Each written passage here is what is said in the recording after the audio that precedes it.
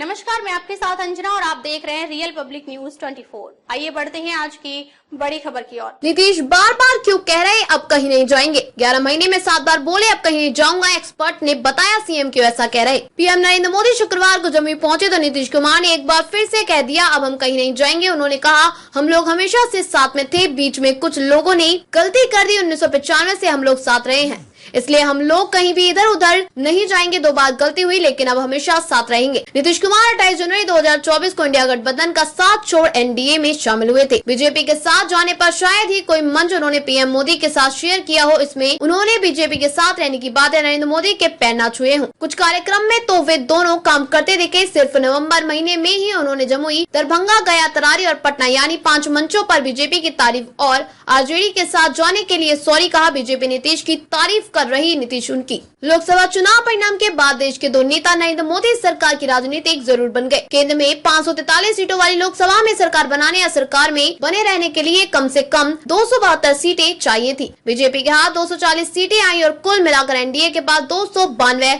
सीटें। ये बहुमत से भी ज्यादा है। एनडीए में सबसे बड़ी पार्टी बीजेपी है। इसके बाद चंद्रबाबू नायडू की तेलुगु देशम पार्टी टीडीपी के पास 16 सांसद हैं। तीसरे नंबर पर नीतीश कुमार की पार्टी जेडीयू के पास 12 सीटें हैं। नीतीश और नायडू के पास कुल 28 सांसदों की ताकत है। यही वजह है कि लोकसभा चुनाव के बाद बीजेपी के नेता इस बार दोहरा रहे हैं कि अगला बिहार विधानसभा चुनाव नीतीश कुमार के नेतृत्व में लड़ा जाएगा। लेकिन बीजेपी के बड़े नेता जितनी बार ये बात कह रहे हैं उससे ज्यादा बार नीतीश कुमार इसे दोहरा रहे हैं कि वे अब बीजेपी के साथ रहेंगे। आरजेडी के साथ जाकर गलती हो गयी। अपनी पार्टी के 2 नेताओं पर भी ठिकरा फोड़ते रहे हैं नीतीश कुमार, जिसे अपनी राजनीतिक गलती कह रहे हैं उसका ठिकरा अपने 2 खास मंत्रियों पर भी फोड़ते रहे हैं। एनडीए की बैठक में उन्होंने इससे जुड़ी बातें कही। वे कहते रहे हैं कि ललन सिंह और विजेंद्र यादव की सलाह पर ही वे एनडीए छोड़ आरजेडी की तरफ गए थे। ललन सिंह अभी मुंगेर के सांसद हैं और केंद्रीय मंत्री हैं। वे जेडीयू में राष्ट्रीय अध्यक्ष रह चुके हैं। कभी लालू प्रसाद को चारा घोटाले में सजा दिलवाने में कोर्ट में भी काफी एक्टिव थे। बाद में वे लालू प्रसाद से नजदीक भी हुए। विजेंद्र यादव बिहार सरकार में सालों से एक ही विभाग ऊर्जा में मंत्री बने हुए हैं।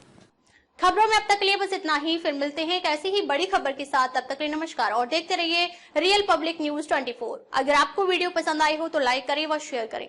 ऐसे लेटेस्ट अपडेट पाने के लिए बेल आइकन प्रेस करना ना भूलें। अगर आप हमें फेसबुक या फिर इंस्टा के माध्यम से देख रहे हैं तो हमारे पेज को फॉलो जरूर करें। धन्यवाद।